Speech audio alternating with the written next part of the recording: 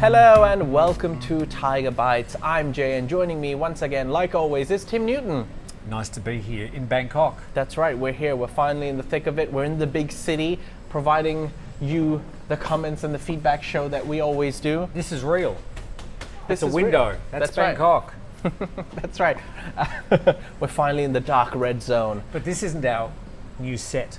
This is not our new set. This is a temporary setting. Our desk and our lights will... The backdrop. We've got two new beautiful backdrops for you. My makeup kit. Yes.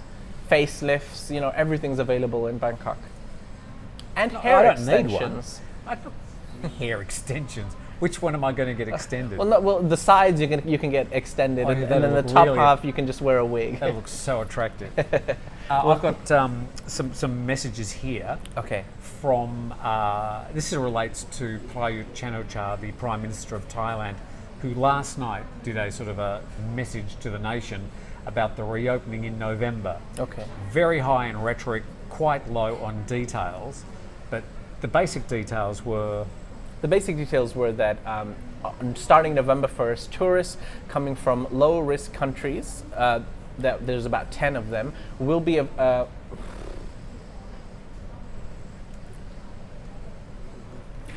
The news was that starting November 1st, the Prime Minister came out and said that tourists coming from low-risk countries will be able to enter the kingdom without quarantine starting November 1st, with the conditions that they test negative before leaving and before traveling to the country, and once after their arrival. So after those two negative tests, they're free to roam. And there's also who was looking at the possibility of taking the alcohol ban away from dark red zones. That's right, starting But- December 1st. Through all the rhetoric, though, none of this has been confirmed yet, so we really have no further confirmations than we did yesterday. That's right.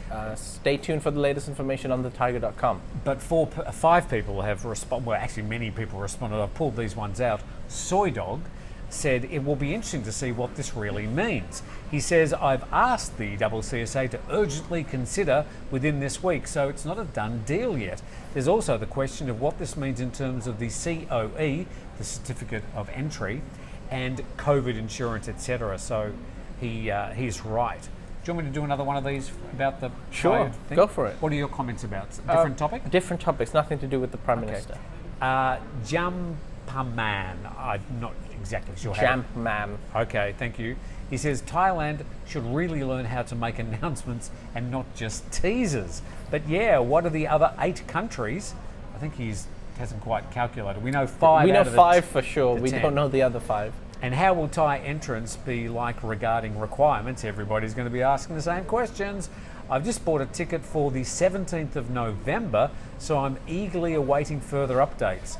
What's going to happen with the people who, with the current situation, go and get their certificate of entry, but they're arriving After the reopening. after the reopening? Yeah, it's going to be a mess.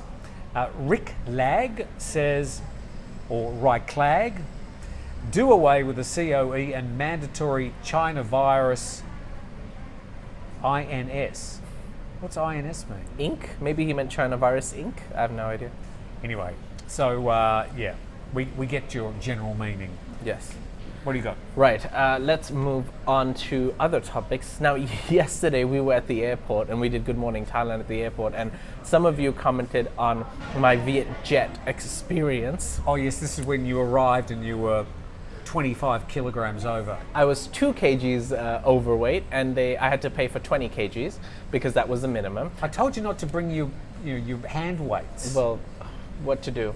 It was the coffee cup. Coffee was the coffee cup. Yeah, the coffee bags. No, it wasn't.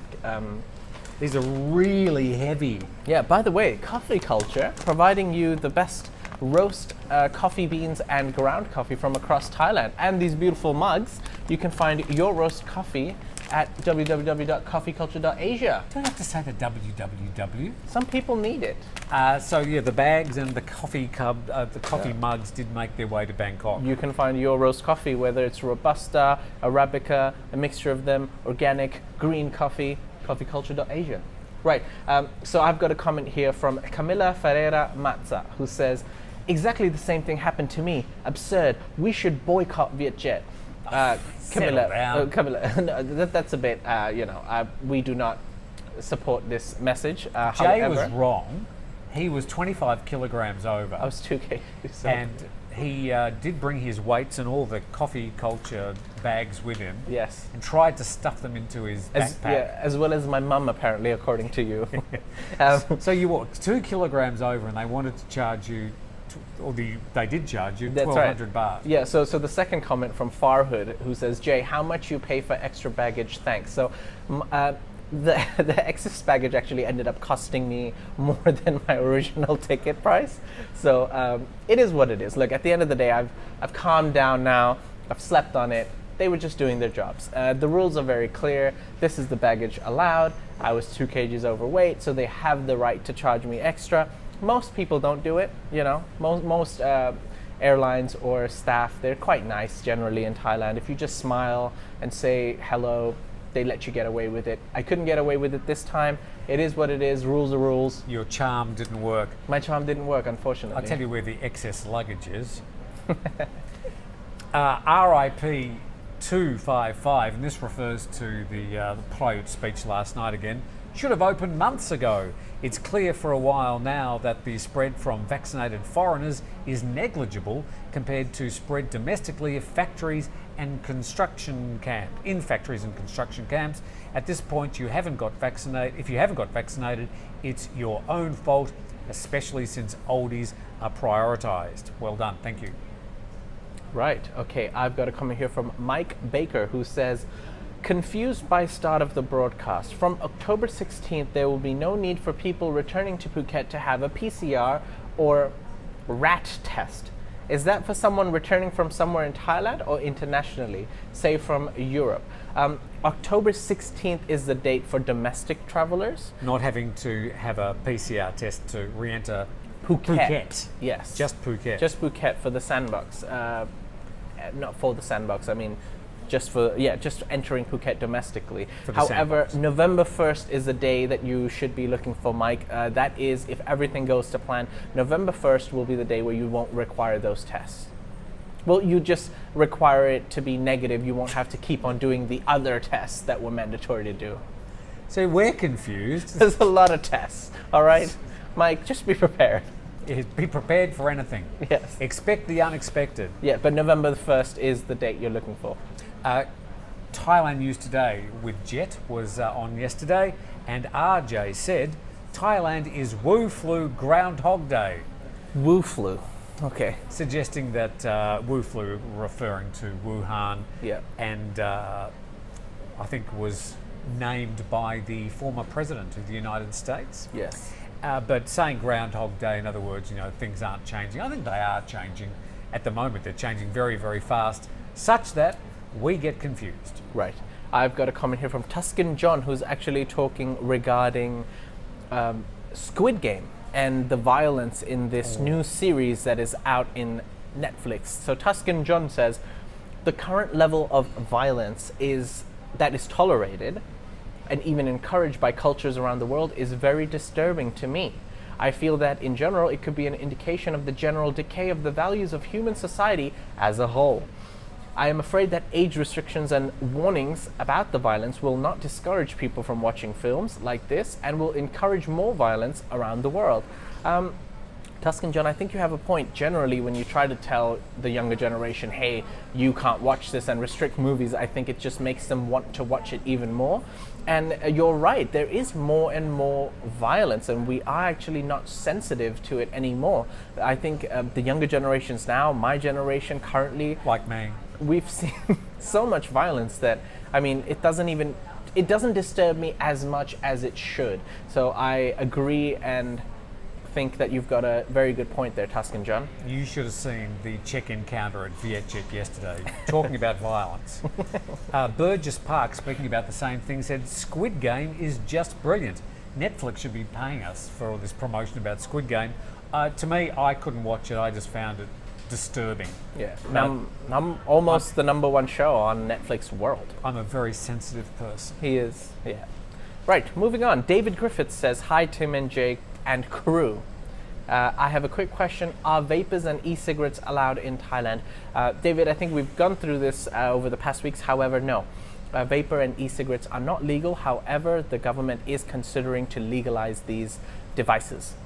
Stan Gosling wrote to the Thaiger and addressing news stories on Thailand News Today, saying, "Why is Thaiger hell-bent on Phuket? Who gives a about that?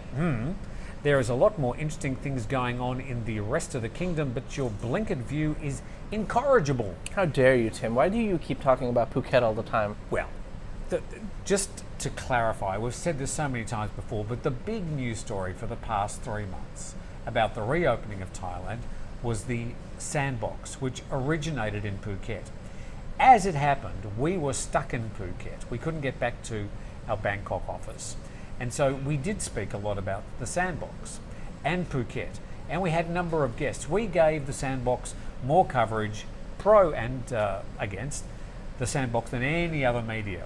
So now that we're in Bangkok, and the sandbox will sort of disappear into the distance as the rest of Thailand opens up, we'll of course be talking about all the other things happening around the kingdom.